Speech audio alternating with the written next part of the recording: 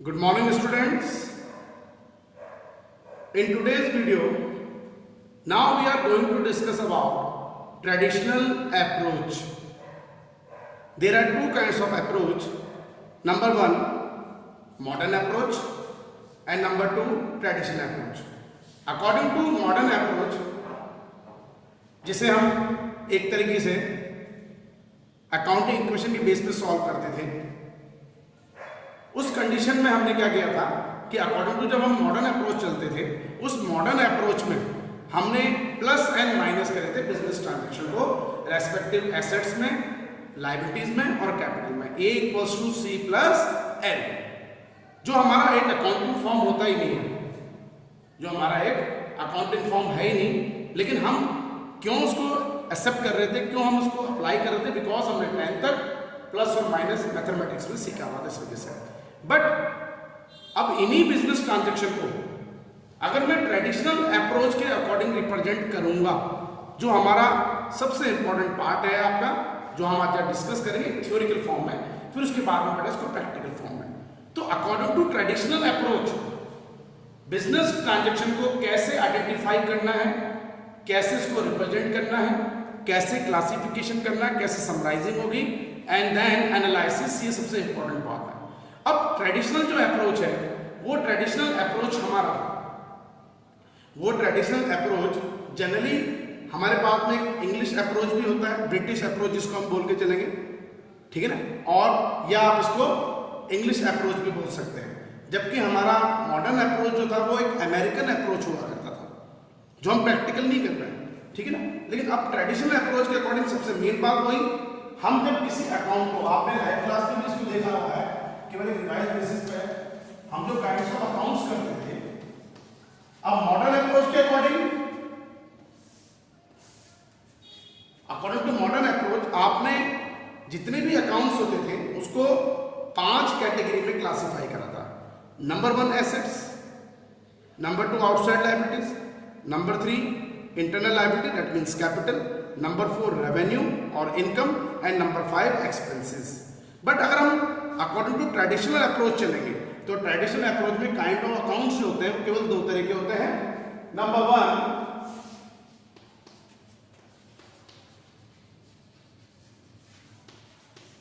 Personal account and number 2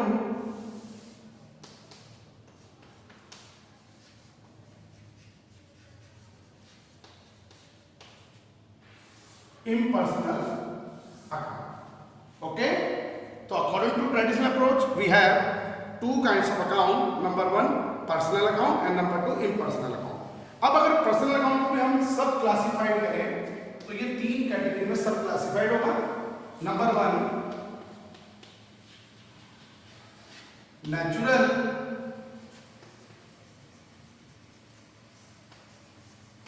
personal account, number 2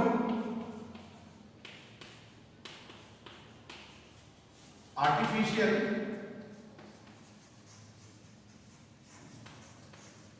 personal account and number 3 representative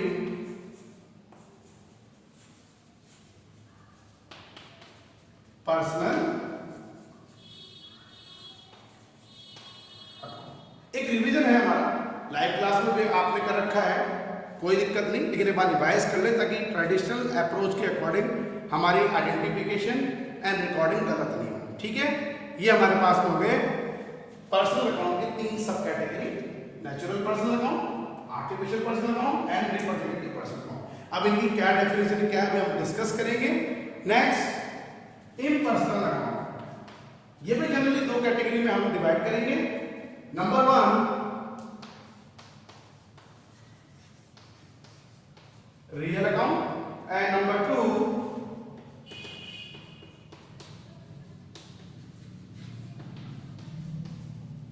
nominal account. Real account and nominal account. Real account 2 सब category में classify कर दीजिए, tangible real account and tangible account, और number 2 intangible real account या intangible account, ठीक है। और nominal account, इसको भी हम दो कैटेगरी में सब क्लासिफाई करते हैं, expenses and losses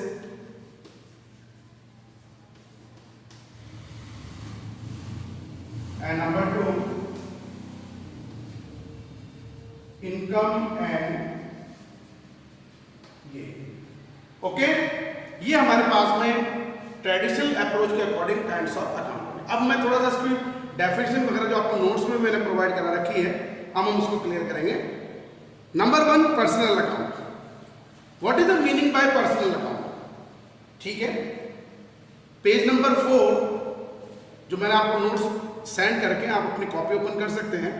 personal account, account which related to an individually firm, company और an institutions are called personal account. Sub classification बात की बात है, लेकिन हमने अभी पर्सनल अकाउंट का मतलब क्या मान लिया? कोई भी पर्सन हो, कोई भी इंस्टीट्यूशंस हो, कोई भी ऑर्गेनाइजेशंस हो, कोई भी फर्म हो, उसे हम बोलते हैं पर्सनल अकाउंट। तो अकाउंट्स विच आर रिलेटेड या which relate to an individually firm, company, individually एक पर्सन मान लीजिए, फर्म ऑर्गेनाइजेशन है, कंपनी भी एक ऑर्गेनाइजेशन है, और an institutions are called a personal account. For example Ram's account या account of Ram, Shyam's account या account of Shyam, accounts of messrs Kamal traders, bank account, capital account, etcetera etcetera, ये सब करंट अकाउंट, ठीक है ना। आप 12th में पढ़ेंगे partners capital account, partners current account या प्रोप्राइटर्स अकाउंट, ये सब हमारा किस नेचर का अकाउंट है? ये किस कैटेगरी का अकाउंट है? पर्सनल अकाउंट का। अब जब मैं इसको क्लासिफिकेशन कर रहा हूं तो 3 कैटेगरी मैंने इसकी ले ली है, natural personal account, artificial personal account and representative personal account. अब वही नेचुरल पर्सनल अकाउंट में हम क्या लेंगे? ओनली इंडिविजुअली पर्सन्स, एक ह्यूमन बींग्स, राम, मोहन, सोहन, रमेश, सतीश, सीता, गीता, रीटा, जो एक ह्यूमन बींग्स है, जो मूव वगैरह करता है, उसको बोलते हैं हम पर्सनल नेचुरल पर्सनल अकाउंट। तो natural personal account, these are the account which related to a human beings. ऐसा अकाउंट जो ह्यूमन बींग से रिलेटेड रखता है वो हमारा नेचुरल पर्सनल अकाउंट होता है। For example Ram's account, Mohan's account, Ramesh account, Sita account, Gita account, ठीक है, इस तरीके से A's account, B's account, C's account, etcetera etcetera. तो ह्यूमन बींग से जो रिलेटेड हमारा अकाउंट है वो पर्सनल अकाउंट की कैटेगरी में तो है, लेकिन नेचुरल पर्सनल अकाउंट है। Number 2, artificial personal account. अब आर्टिफिशियल पर्सनल अकाउंट जो किसी ऑर्गेनाइजेशन को रिप्रेजेंट करता है, जो किसी फर्म को रिप्रेजेंट करता है, किसी कंपनी को, लेकिन अपने आप में वो मूवमेंट नहीं करेगा। इसको ऑपरेट करने के लिए वी नीडेड नेचुरल पर्सनल। हमें नेचुरल पर्सन की, एक पर्सन की रिक्वायरमेंट है, ह्यूमन बींग्स की रिक्वायरमेंट है, वो हम देख के चलेंगे।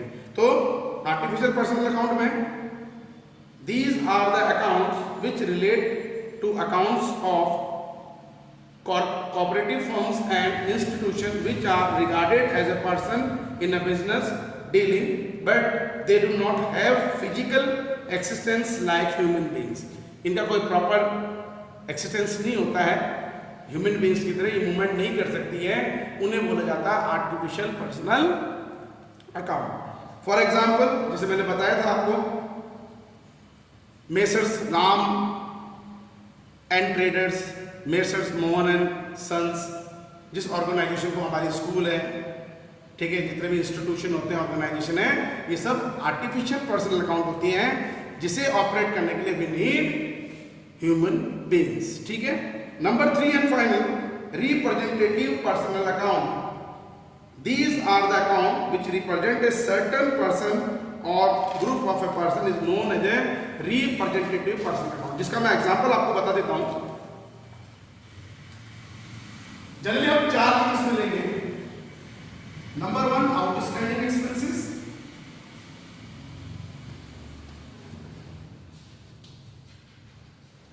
Number 2 prepaid expenses,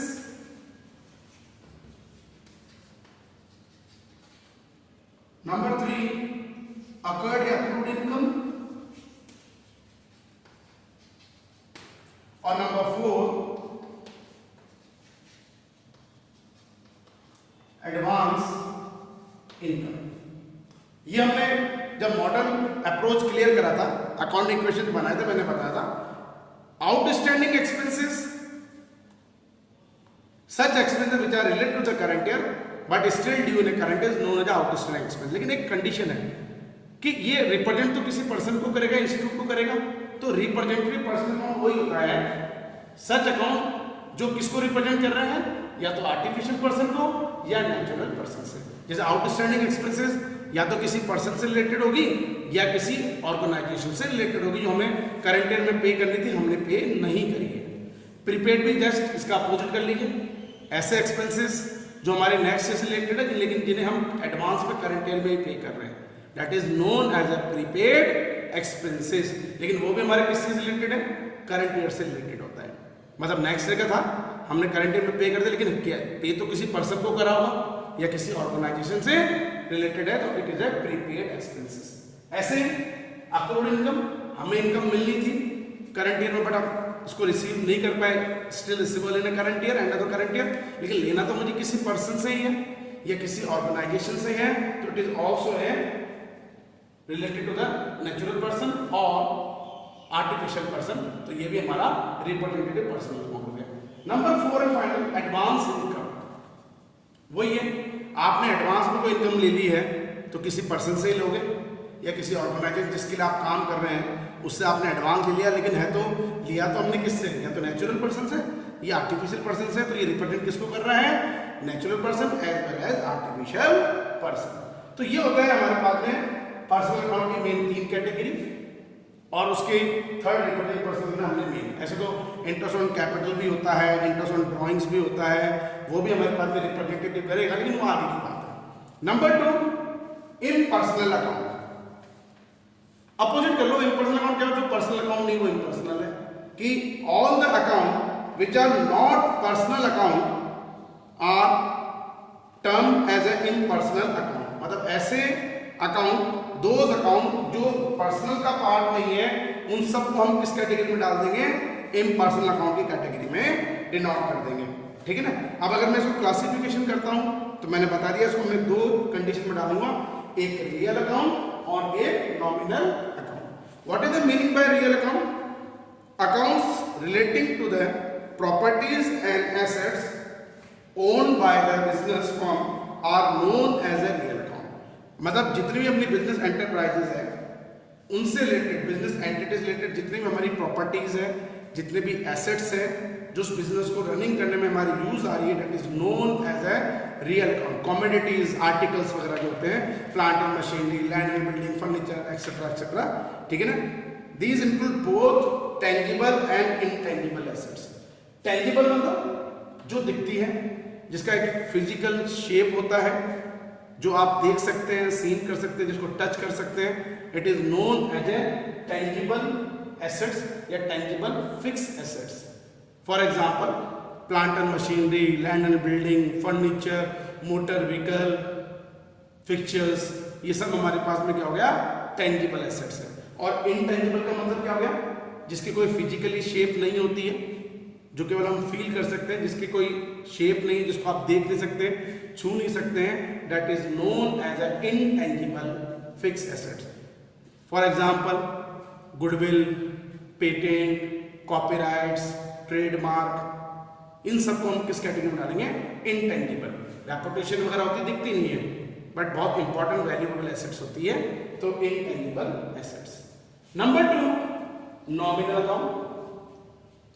what is the meaning bye nominal account? सबसे ज्यादा जो, अगर मैं ट्रेडिशनल अप्रोच की बात करता हूं, तो सबसे बड़ा जो फील्ड होता है वो इसी का होता है कि बिजनेस ऑपरेट करने के लिए आपके कई तरह के एक्सपेंसेस भी हैं, कई तरह के आपके इनकम भी, कई तरह के आपके गेन भी हैं, वो सब किस कैटेगरी में आ गए, नॉमिनल अकाउंट। तो नॉमिनल अकाउंट का मतलब क्या होगा, बिजनेस ऑपरेट करने की जितनी भी आपकी एक्टिविटीज हैं वो सब किस कैटेगरी में हो जाएगी, नॉमिनल अकाउंट। अब इसको एक सिस्टमैटिक तरीके से अगर मैं एक्सप्लेन करूं, accounts relating to the expenses, losses, gains, revenue etcetera are known as a nominal account, ठीक है। The net result of all the nominal account in is profit और loss while is transfer to the capital account. Nominal account बनाने का हमारा main objective क्या होगा, profit and loss को हमें कैलकुलेट करना होता है, प्रॉफिट एंड लॉस आप फाइंड आउट करेंगे, इसलिए आपने नॉमिनल अकाउंट बनाया है जिसमें एक्सपेंसेस एंड लॉसेस को और इनकम एंड गेन को हम क्लियर करते हैं। ठीक है, तो बेटा आज की क्लास में हमने ट्रेडिशनल अप्रोच में काइंड्स ऑफ अकाउंट को थ्योरिकल फॉर्म में एक्सप्लेन करा है। अब कल की क्लास में हम इसको प्रैक्टिकल फॉर्म में एक रूल्स के अकॉर्डिंग इंप्लीमेंट करेंगे, फिर मैं कुछ आपको एग्जांपल दूंगा जिसमें आपको पहले आइडेंटिफिकेशन करनी है, देन आइडेंटिफाई के बाद में आप उसको रिकॉर्डिंग कैसे करते हैं वो आपको देखना पड़ेगा, लेकिन एक सिस्टमेटिक मैनर के अंदर, क्योंकि accounting is a process in which all the business transactions are identified, then recording, then classification, then summarising and analysis. तो अकाउंटिंग प्रोसेस का पार्ट है ट्रेडिशनल अप्रोच, जो थोड़ा आपको ध्यान से करना पड़ेगा। तो आज की क्लास में बेटा हम इतना ही करेंगे, लेकिन रेगुलरली अपनी स्टडी को ऐसे ही फोकस करिए। लाइव क्लास भी आप ले रहे हैं, अच्छी बात है। यूट्यूब वीडियोस आप रेगुलर देखिए, कोई डाउट आपके आते हैं तो आप हमसे डिस्कस कर सकते हैं व्हाट्सएप पे भी और हमारे पर्सनल फ़ोन पे भी। उसमें कोई क्लियर ऐसे कोई आपको डाउट नहीं रहने चाहिए, कोई क्यूरीज वगैरह आए तो हम हमसे क्लियर करिए, हम आपके लिए बिल्कुल तैयार रहते हैं उस चीज़ के लिए। लेकिन be safe at your home, अपने घर में रहिए, सुरक्षित रहिए, क्योंकि अभी टाइम थोड़ा ऐसे ही चल रहा है, बड़ा क्रूशियल टाइम चल रहा है हमारे पास में। ठीक है, तो स्टडी को रेगुलर रखिए, इधर उधर घूमने से कोई मतलब नहीं है, फोकस अपना स्टडी में कीजिए, क्योंकि 11th क्लास मैंने आपको पहले भी बता रखा बेटा ये बेस क्लास है, खास करके अकाउंटेंसी के लिए, क्योंकि अकाउंटेंसी की बेस अगर आपने 11 में क्लियर कर ले तो बेटा 12th में हमें इतनी दिक्कत नहीं आती है। हम फाउंडेशन कर रहे हैं, हम जो है एक बेस क्लियर कर रहे हैं। ठीक है, तो आप स्टडी को ऐसे देखिए, ऐसे रेगुलर अपनी स्टडी को मेंटेन करिए। Thank you and have a nice day.